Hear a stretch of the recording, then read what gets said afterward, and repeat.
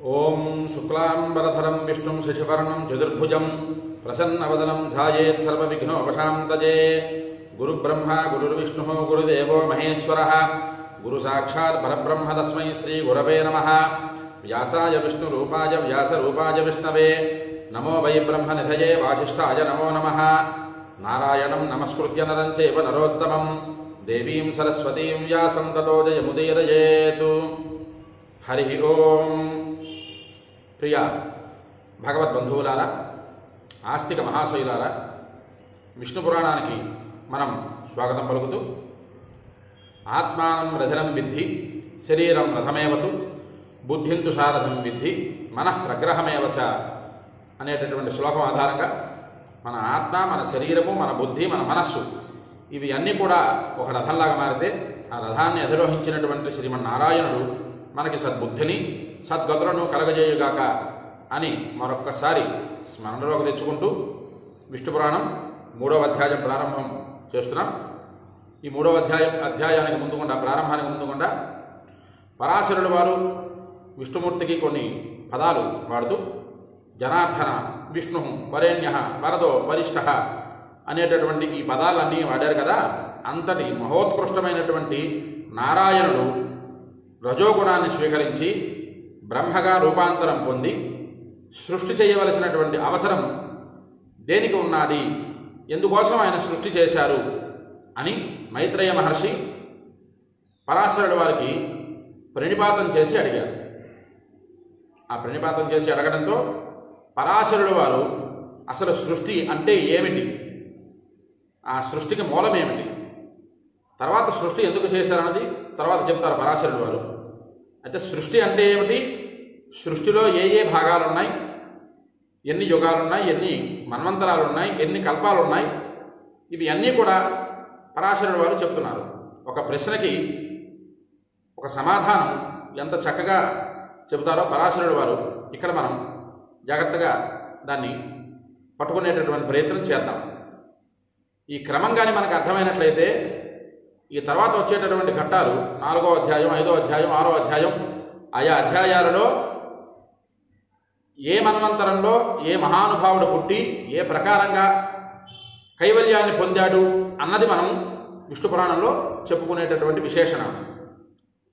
ఈ పురాణాలలో ఆ మన్వంతరం అసలు ఎలా పుట్టింది, ఆ మన్వంతరంలో, ఆ యుగంలో, ఆ కల్పంలో, ఆ యుగంలో, ఆ ఏ సంవత్సరంలో ఎవరు పుట్టారు అన్నది కూడా ఇంచుమించుగా పరాశరుడు వారు మనకి కొద్దిగా వివరణ ఈ పురాణంలో ఇస్తూ ఉన్నారు. అయితే దాన్ని మనం జాగ్రత్తగా అర్థం చేసుకునేటటువంటి ఆలోచన, బుద్ధి మనకి ఉండాలని, ఆ జ్ఞానం మనకి కలగాలని పరాశరుడు వారు చెప్పినటువంటి కాలస్వరూపము అన్నదాని గురించి ఇక్కడ మనం 3వ అధ్యాయంలో ప్రారంభం చేసుకుంటున్నాం. హరి ఓం.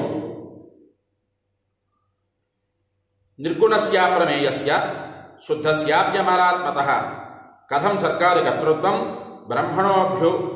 బ్రహ్మణోభ్యుపగమ్యతే అని మైత్రేయ మహర్షి అడిగారు. నిర్గుణుడు, నిర్మలాత్ముడు అయినటువంటి పరమేశ్వరుడైన శ్రీమన్నారాయణుడు బ్రహ్మస్వరూపాన్ని స్వీకరించి ఆయన ఎలాగా ఈ సృష్టి క్రమాన్ని ప్రారంభం చేశారయ్యా, ఆయన సర్కారి కర్తృత్వం ఆయనకి ఎలా పొసగుతుంది అన్నది మైత్రేయ మహర్షి అడగగానే పరాశరుడు వారు కాలస్వరూపం గురించి వివరణ చెప్పడం మొదలుపెట్టారు. అదే మొట్టమొదటి శ్లోకం. శ్రీ పరాశర ఉవాచ శక్తయః సర్వభావానాం అచింత్య జ్ఞానగోచరాః యతోతో బ్రహ్మణస్తాస్తు సర్గాదా భావశక్తయః. అది ఆయన చెప్పినటువంటి మొట్టమొదటి శ్లోకం 3వ అధ్యాయంలో.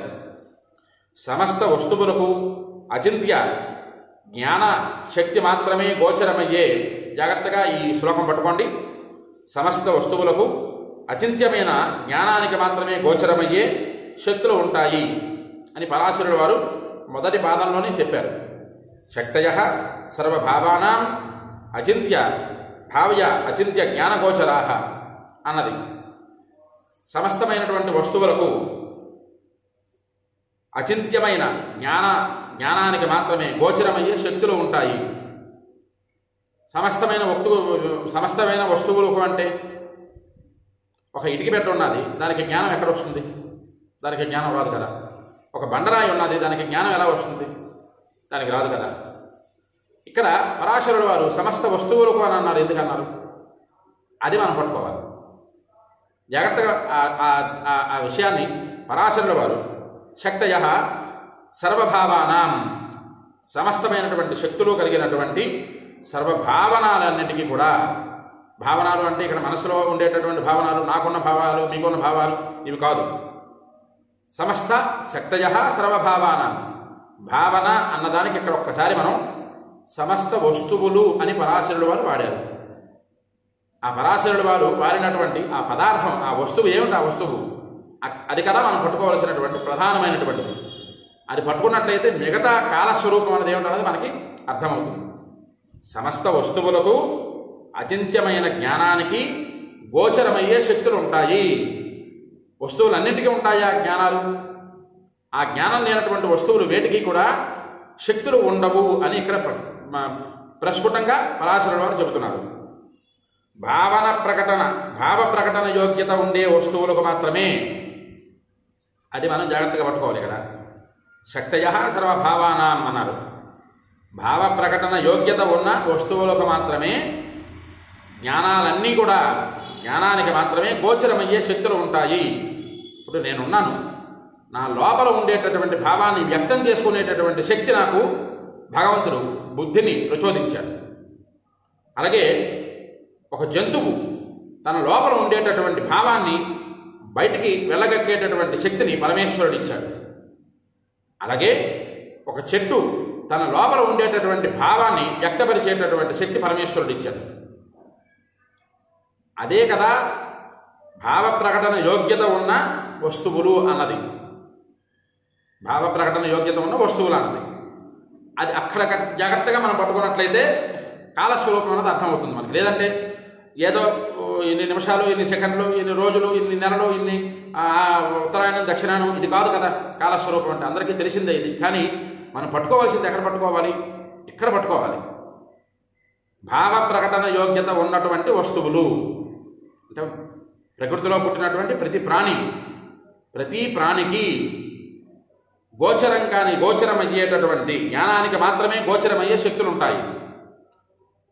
ఒక ఉపాధ్యాయుడు, ప్రత్యేకంగా ఉపాధ్యాయుడు విద్యార్థులని ఎందుకు నేను ప్రతి వీడియోలోని ఇంచుమించుగా వాటిని నేను సృజిస్తున్నానంటే, అర్థమయ్యేటటువంటి రీతిలో ఉంటుంది ఆ భావం.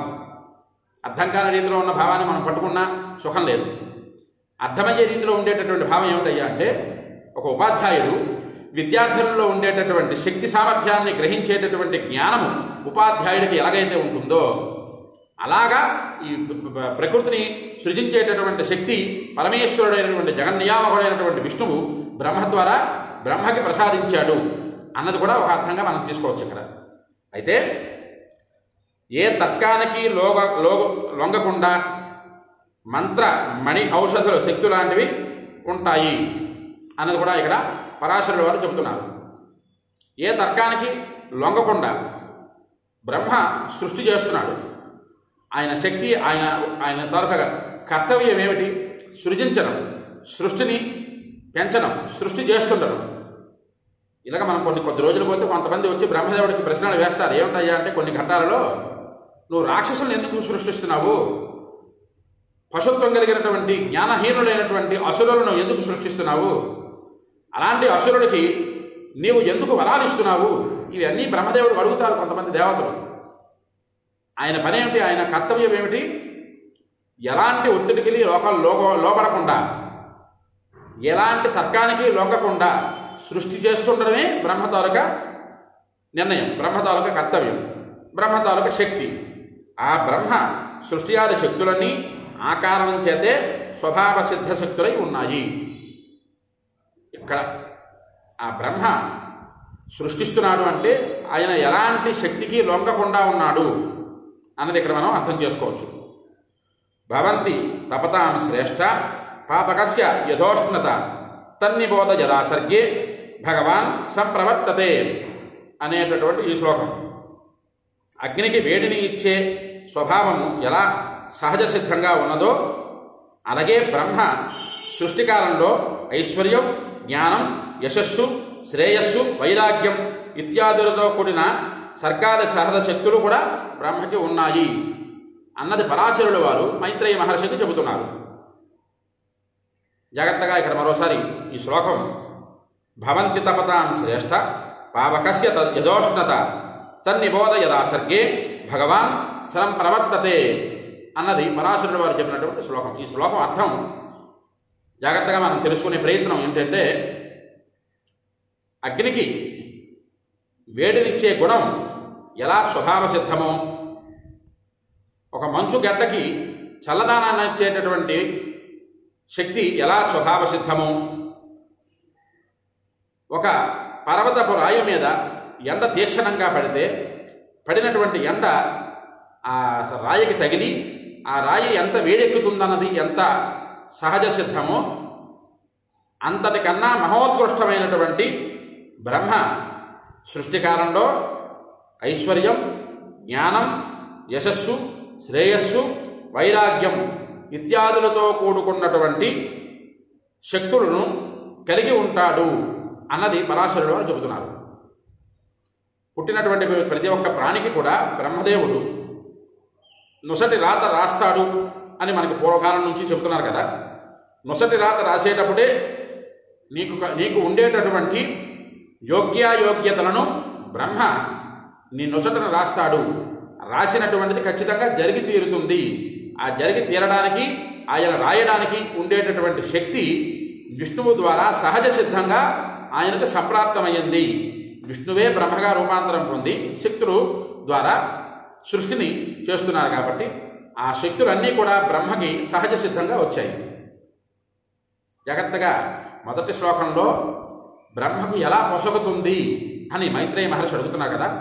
ఆ ప్రశ్నకి సమాధానం పరాశరుడు వారు చెబుతున్నారు. సర్గాది కర్తృత్వం ఎలా కూడా ఆయనకి ఎలా పొసగుతుంది అని మైత్రేయ మహర్షి అడిగారు కదా. 3వ అధ్యాయం మొట్టమొదటి శ్లోకంలో ఆ శ్లోకానికి, ఆ ప్రశ్నకి పరాశరుడు వారు చెబుతున్నారు. ఏమిటి చెప్తున్నారు?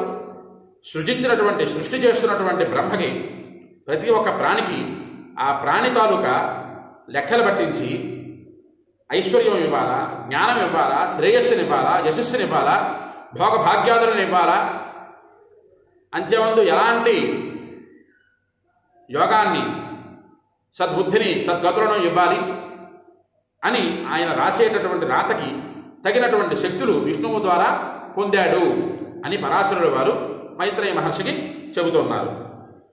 నారాయణాక్షో భగవాన్ బ్రహ్మలోక పితామహ ఉత్పన్న ప్రోచ్యతే విద్వన్ నిత్య ఏవోపచారత. ఇది ఇక్కడ కూడా మనం ఒకసారి పట్టుకోవాలి జాగ్రత్తగా. మనం నారాయణుడి నుంచి బ్రహ్మ ఉద్భవించాడు కదండి. బ్రహ్మ సృష్టి చేస్తేనే కదా మనం అందరం ఉద్భవించాము. కానీ కొంతమందికి శక్తిహీనులై, మరికొంతమంది శక్తివంతులై, కొంతమంది ఐశ్వర్యహీనులై, మరికొంతమంది ఐశ్వర్యవంతులై, కొంతమంది భాగ్యహీనులై, మరికొంతమంది అభాగ్యులై, ఇంత తేడాతో ఆయన ఎందుకు సృష్టి చేస్తున్నారు అనేటటువంటి సహజ సిద్ధమైనటువంటి అనుమానం మనకి కలుగుతుంది కదా. కానీ ఇక్కడ పరాశరుడు వారు చెప్తున్నారు, జాగ్రత్తగా పట్టుకోండి.